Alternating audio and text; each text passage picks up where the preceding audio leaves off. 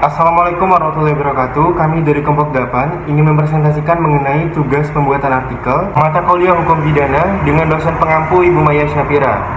Sebelumnya izinkan kami untuk memperkenalkan diri terlebih dahulu. Nama saya Yudi Pratama, NPM 21120111140, dan anggota saya. Perkenalkan, nama saya Ryan Aditya Putra dengan NPM 21120111308. Perkenalkan, nama saya Muhammad Tegar Alifaza dengan NPM 21120111167. Perkenalkan, nama saya Sri Tanti, NPM 21120111131.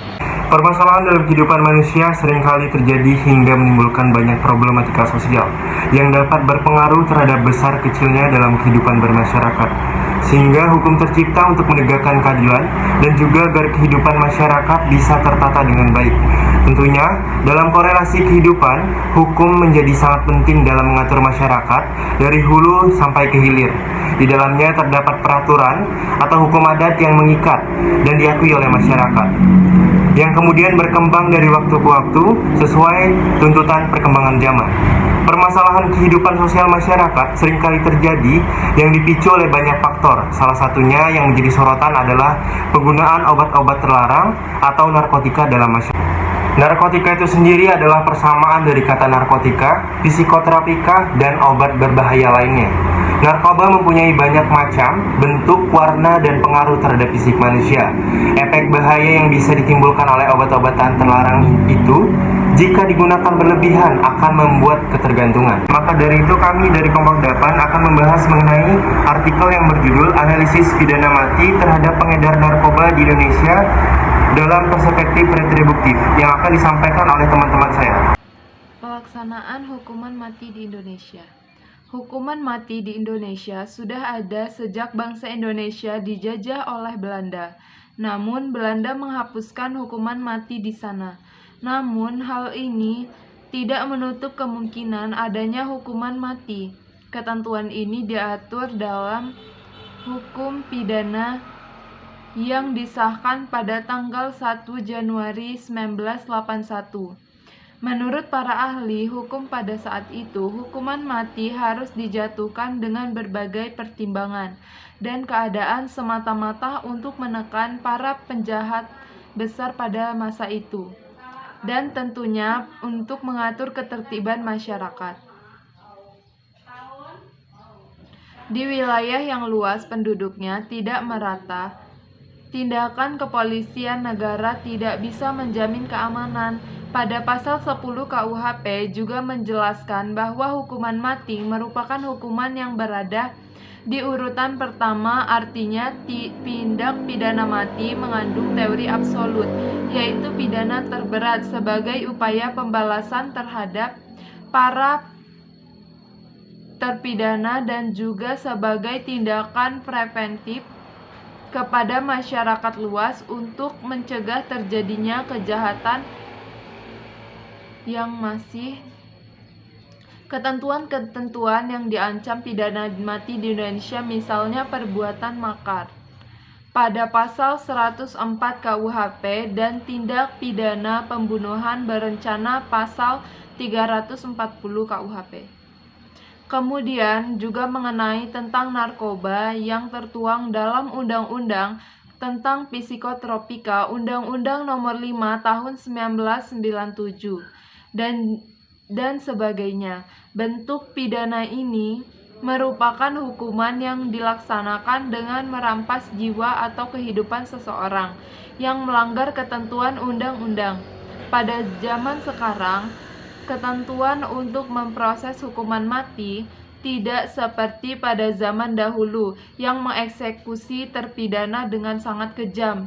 Semakin berkembangnya ilmu pengetahuan dan teknologi, itu tidak ada yang jelas mengatur bagaimana pelaksanaan eksistensi pidana mati.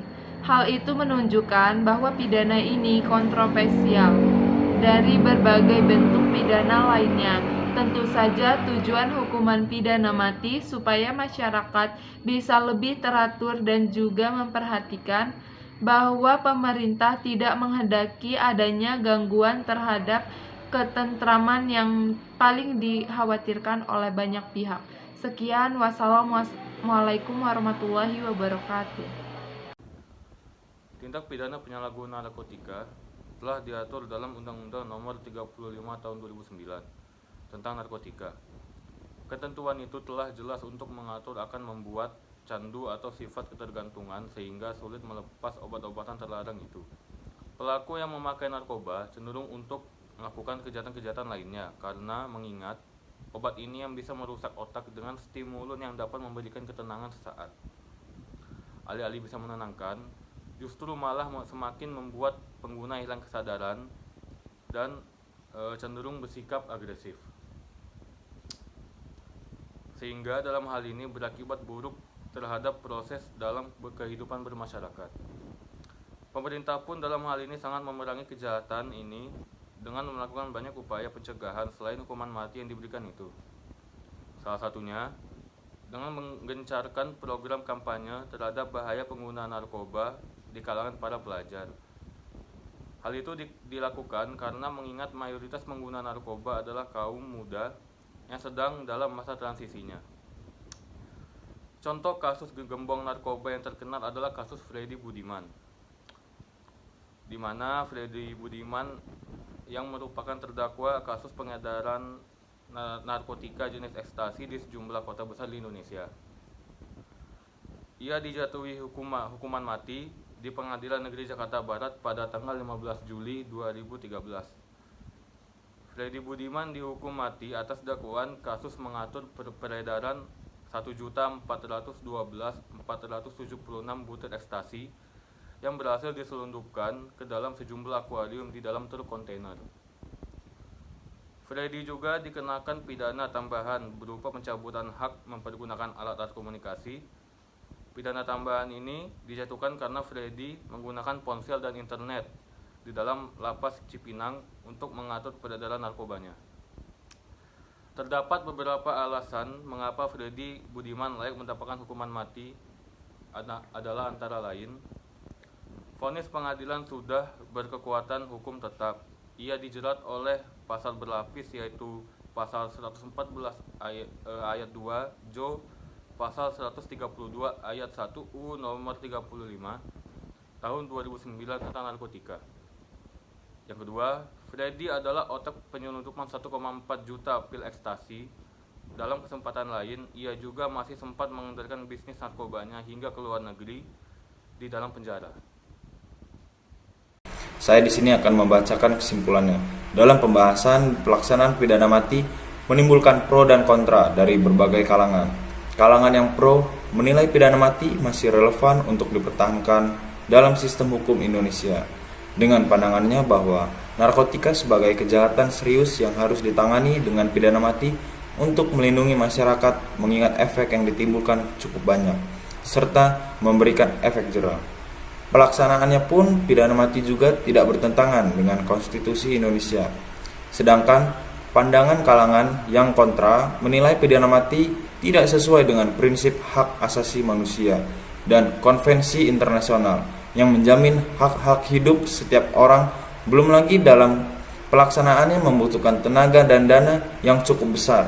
Namun, mengingat dampak yang ditimbulkan dari penyalahgunaan narkoba cukup membahayakan umat manusia dan dalam berbangsa serta bernegara. Indonesia dalam prakteknya dan mempertimbangkan perlunya mempertahankan hukuman mati dalam hal ini yang sesuai dengan perspektif retributif, khususnya dalam perkara narkotika, dengan harapan kejahatan itu dapat berkurang dan ditekan seminimal mungkin. Sekian kesimpulan dari saya, lebih dan kurangnya mohon maaf.